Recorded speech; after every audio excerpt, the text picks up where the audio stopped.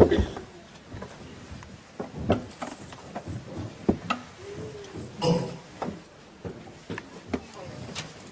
is 1941 and the world is at war again. The German army and its allies occupy most of Europe and are advancing across North Africa. Hitler is also planning an invasion of Russia. The war is not going well for us except in Greece, where the Italian dictator Benito Mussolini had attacked our brave Greek allies, but was beaten back by the Greek army. That Nazi Hitler and his cronies were considering sending his armies to support Mussolini. Something has to be done, Mr. Eden. We cannot allow the Greeks to be overrun by German forces. We must support them, fight shoulder to shoulder. But Mr. Churchill, they have repeatedly stated they do not want our help. Think of the greater good. If we were to advance through Greece, we could push on into Romania and attack the oil fields at Ploesti, which the German army relies on. Cut off their supply and they would grind to a halt. But we don't have enough trained soldiers, guns, ammunition, or aircraft to support a campaign in Greece. There wouldn't be enough naval ships to evacuate if all went wrong. Mr. Eden, fortune favours the brave. See what troops you can find. The New Zealanders have just arrived from Egypt, and send them and put General Freyberg in command of them. He's a ball of fire when in action. There's some Australians there too. And send every British soldier who can be spared. An occupation of Greece, a bold stroke, just like Gallipoli campaign 26 years ago. And the outcome could well be the same as it was at Gallipoli. In early March, we sailed from Egypt to Greece, and by the 18th of March, we were in a defensive line with Australian, British and Greek troops north of Mount Olympus, near the Yugoslav border. After the heat, dust and flies of Egypt, being in Greece was like being on a holiday after a Mediterranean cruise. The Greek beer was good, the wine was cheap, and the girls were all right too. But their holiday was not to last. A well-equipped German army was sweeping through Yugoslavia, and on the 6th of April they crossed into Greece and attacked the Allied positions with guns, tanks, and massive and constant aerial bombing and strafing. We couldn't hold them back. Every time you stuck your head up above ground, you risked getting it shot off. At any one time, there would be 70 or 80 German aircraft looking for targets. So I gave the order to withdraw 50 miles and take up defensive positions in the mountain passes near Mount Olympus. Almost straight away, we came under attack from the German forces. But this time, there was plenty of good shelter in the rocks and gullies. And I reckon we could have held those positions until doomsday. But they were in danger of being outflanked and cut off. So I ordered them to withdraw to the south. The Germans unleashed an unstoppable attack with infantry, artillery, tanks and continual air raids. And by the 23rd of April, the Allied troops had been pushed back 150 miles south to the beaches near Athens. With the sea at their backs and the Germans attacking from the front, the only course of action open to them was evacuation. And so, as I feared, the Royal Navy had to get our troops and Mr. Churchill out of a desperate situation. Our ships were sitting ducks for the German dive bombers, and many were sunk or damaged with a terrible loss of life. On the 25th of April 1941, ANZAC Day, we began the evacuation of New Zealand, British, Australian and Greek troops had commenced. For the next 3 days and nights, the brave officers and men of the Royal Navy, risking death and destruction, ran a gauntlet of fire to save our soldiers from the ever-advancing German army. And while the evacuation continued, our soldiers were fighting a desperate rearguard action to slow the German advance and allow as many as possible onto the beaches and to be evacuated. By the evening of the 28th, the Germans were within a couple of miles of the beaches, and we were exhausted. Then orders came, fall back to the beaches, dump and destroy everything except your personal weapons, take only what you can wear or carry, and wait to be evacuated. With the German army so close to the beaches, the evacuation couldn't continue, and on the morning of the 29th of April, the last of the naval ships left Greece. 7 of our ships have been sunk, many others have been seriously damaged, but almost 51,000 troops have been evacuated. Of the 16,500 New Zealanders who were sent to Greece, 900 were killed or wounded, and 1,600 were left behind on the beaches of Greece to become prisoners of war. But we had only lost the battle and not the war. The war must go on until victory is assured. About half of the boys, the lucky ones, were evacuated to Egypt. The rest of us were dropped off in Crete. But we came as refugees, not as a conquering army. Crete. If you can imagine an island that would fit between Christchurch and Blenheim, and no further inland than Hanmer Springs, well, that's Crete. Come to think of it, it's a pretty similar country too. Some parts are flat, some parts pretty steep. But Crete is only 100 kilometres from the Greek coast, and it's within easy reach of the German Luftwaffe. I was put in command of the forces defending the island, about 7,500 poorly equipped Kiwis, plus another 12,500 British, Australian and Greek troops. The key to holding Crete was to defend the long northern coastline that faced the Greek mainland. This narrow coastal strip included the tiny harbour of Kinea and the Malimi airfield. In the next 3 weeks, while Allied troops prepared defensive positions along the coast, we poured in food, weapons and ammunition, even a few tanks, to make Greece an island fortress.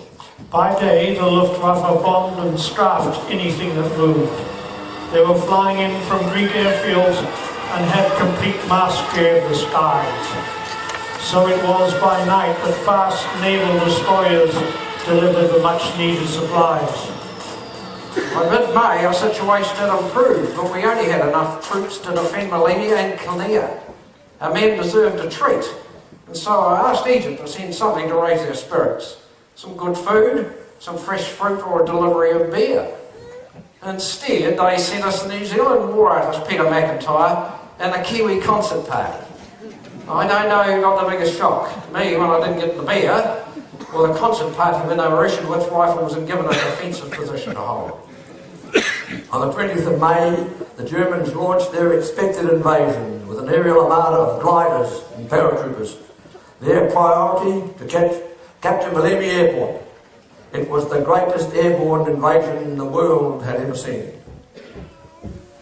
The sky was filled with planes, Stukas and Dorniers bombing and blasting our positions, causing the dry Cretan earth to rise in towering red clouds. Then came the lumbering Junkers transport planes, towing gliders or dropping supplies and dozens of parachutes and other containers of weapons. We'd never seen anything like it. The sky was now filled with swinging and fluttering parachutes. We just stared upwards, awe-stricken. Then someone said, it's like the flaming duck shooting season, and fired his rifle at the nearest parachutist. That got us started. As the parachutists got within shooting distance, we fired at the enemy soldiers hanging in the harnesses. Very few parachutists hit the ground alive. Those that did were quickly hunted down and shot. Later, the Germans complained it wasn't sporting to shoot the soldiers in the air. But for us it wasn't sport, it was survival. And the gliders, hundreds of them silently sailed in, crashing into olive trees or getting tangled in the grapevines. The troops emerging from the flimsy plains made easy targets. The Germans lost 400 men in the first 45 minutes of the battle. Where they landed and attacked our defended positions, they were beaten back. The 1 battalion landed to the west of Malimi, which was not defended. They kept dropping more reinforcements and more supplies. Every German soldier carried a big red and white flag with a black swastika on it. Now these were spread out on the ground when the German supplies were to be airdropped. We souvenired many of these flags and we placed them so the airdrops would come to us. They dropped us all sorts of things: arms, ammunition, medical supplies, anything from folding bicycles to toilet paper, although their cigarettes weren't too flash. By sunset, the troops defending Malimi airfield were under sustained attack and had suffered heavy casualties. I had ordered them to hold Malimi come what may, but it was a big ask. The telephone lines between battalion commanders and myself had been bombed, and no one knew what was happening. Short of ammunition and needing reinforcements, the field commanders felt Malemi could not be held, and so they ordered the soldiers to withdraw back to the hills. It was the wrong decision for the Germans to capture the airstrip, meant they could now use it to bring in military, more troops and supplies. Whichever commander authorised this must be held responsible. I do not for 1 minute hold him responsible. He was given an impossible task. I will take full responsibility. I immediately ordered a counter-attack with whatever troops could be spared from other sectors. They fought like lions, and they made some advantage, but the next morning the Germans dropped more paratroops, and Malemi and the airstrip remained firmly in German hands. From this point, the Battle of Crete was lost. If the New Zealand troops had retaken the airstrip, would it have altered the outcome of the campaign? Probably not. It would have been an almost impossible task with continuous Luftwaffe attacks and a strong German presence. They would have been cut off and captured. The Germans started landing aircraft at Maleme the next day. Every 2 minutes a plane would land discharging fresh troops and fresh supplies. There was no option but to retreat 10 miles back to the coast and to the village of Galatas and the hills behind it. On the 24th of May, a combined German force of paratroopers and crack Alpine troops, backed up with heavy air support and artillery, drove us out of Galatas. They had supplies of all the bombs and mortar shells they needed. It was a continued rain of death. We were bombed, battered, flattened, and had to withdraw. And at dusk, the Luftwaffe returned to base, thinking that their job was done and the Kiwis were finished. Then we counterattacked. Bayonets, rifle butts, boots. We waded in and recaptured Galatas. But we'd lost too many men, and when the moon rose, we abandoned the village and retreated to the south. On the 27th of May, I sent a message to Churchill. The defeat of Galatas has led me to conclude that evacuation from Crete is the only viable military action if my troops are to be saved. We had not had any reinforcements or supplies. And many of our troops have been fighting without food or respite for 36 hours. I therefore urge the only course is to go to Slovakia, which gives a chance of saving some of my forces. Signed, Freyberg. Very long this evening. Signal General Freyberg, the Navy will pick up as many of his members as possible from the beaches of Slovakia. Embarkation will commence midnight, 28th of May. Please contact the Navy and organise it. I am forced to admit that all chances of winning the battle in Crete now appear to have gone. It was time to go to Slovakia. We had a weary march of 40 miles over the White Mountains, an 8,000-foot high range that runs the length of the island, and with a confident German army dogging our every step. The narrow road over the mountains was jammed with men and vehicles. Transport was scarce, and most trucks were loaded with the seriously wounded. Vehicles made their way through formations of marching soldiers and walking wounded. Any vehicles that broke down or ran out of petrol were just simply pushed off into the valleys below. No one seemed to know what was happening. From Galatas, it was a 15-mile steep climb through rugged terrain. Water was scarce, and what we could get from occasional wells was polluted and muddy. We would march for half an hour, and then take a 5-minute break, and then march again. The breaks never came soon enough, and never lasted long enough. It took 7.5 hours to get up those mountain pass.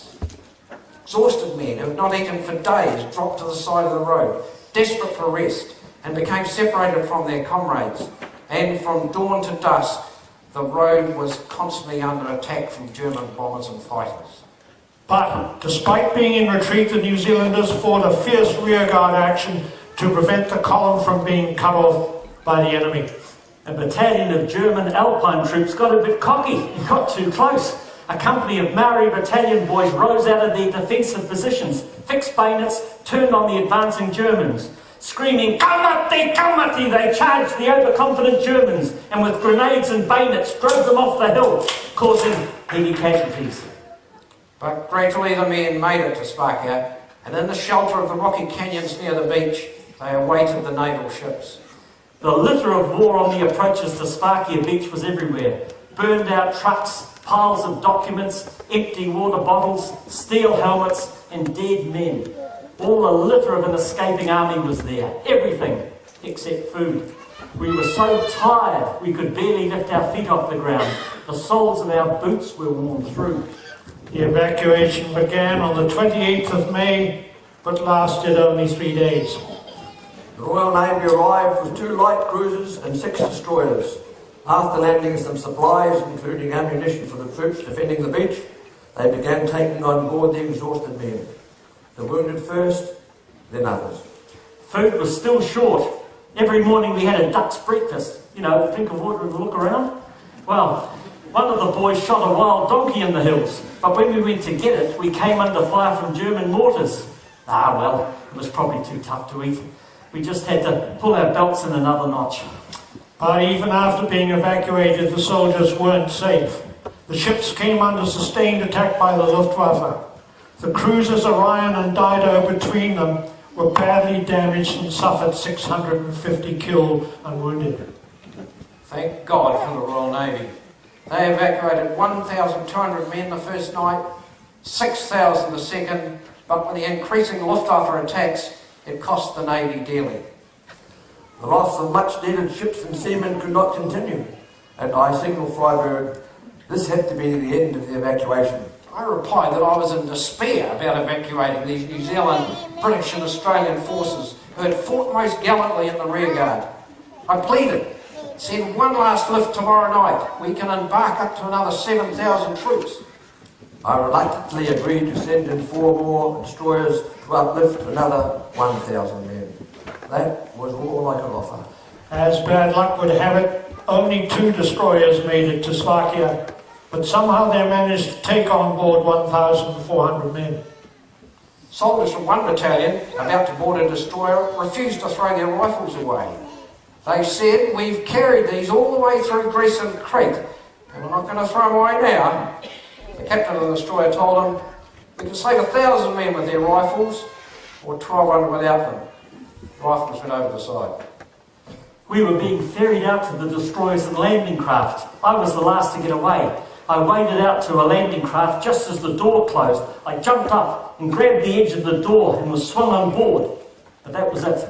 The men behind would have to surrender. Some of those men escaped. A few took to the hills and found shelter with the local Christians or joined guerrilla bands. The landing craft were filled with soldiers and somehow managed to sail across the Mediterranean to Egypt. A British submarine picked up another 78 men at the end of July, and that was it. Weak with hunger and dysentery, the men left behind became prisoners of the Germans and were herded like sheep back over the White Mountains and shipped to Greece, and then on to 4 years in the prison camps of Germany. But that's another story. Losses in the Battle of Crete were substantial. The Navy had 22 ships sunk or badly damaged and 1,800 seamen killed. Another 1,900 Allied troops were killed and 12,000 captured. I'm told the Germans may have lost as many as 22,000 men. New Zealand lost 775 men killed, 1,040 wounded, and 2,200 were taken prisoner. But the bravery and initiative of our men redefined the meaning of valour and courage under fire. 3 Victoria Crosses were awarded for extreme bravery and leadership. There was Sergeant Jack Hinton from the West Coast for his defence of the wars at Kalamata during the evacuation from Greece, and both Sergeant Clive Helm from Dunedin and North Canterbury farm worker 2nd Lieutenant Charles Upham won their VCs for their bravery at Malemi, Galatas, and during the evacuation from Slovakia. The battle for Crete was an expensive victory for Hitler and the German army. In addition to the loss of German troops, planes and weaponry, it may have delayed their planned invasion of Russia by a month. This probably resulted in the German army having to wage war during the bitter Russian winter, which was a major factor in their defeat by the Russian armies and contributed to their loss of the Second World War.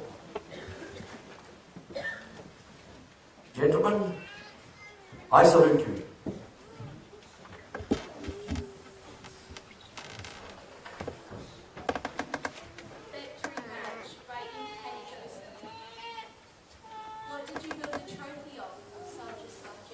of bottles, broken parasols, and bones and blackened tanks, of mud and mines and message pads, of shells and charabancs, of chamber pots and panzerfaust, of jerry cans and jeeps, of carrion and crated roads, of rust and rubbish heaps.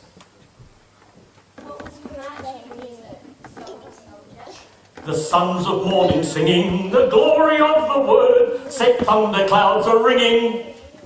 But all we ever heard was the tunes of Tin Pan Alley from a million radios, and the wind lamenting where the river flows. What will be your dream tonight, soldier, soldier? I shall see children playing in the rubble of a street, and a girl who turned to folly for a tin of meat. I shall hear an old man weeping by a broken door, and I shan't sleep as easy as the men who march no more.